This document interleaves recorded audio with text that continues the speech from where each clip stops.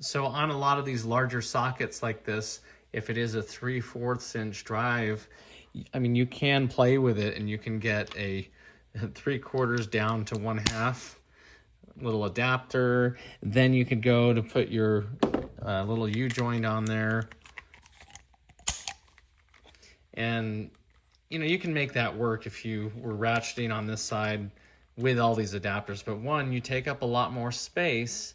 And then number two, it's not as strong. Any of these joints that you have in here, anything that reduces down, you don't have quite the same leverage. So if you compare this to this,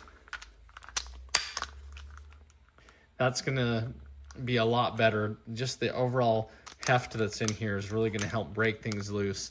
The more of these that you keep adding, you can see, first of all, it's a lot longer, you know, a little bit. Maybe they're about the same once they're installed. But any smaller joints like this, smaller diameter, is gonna hurt you on your leverage.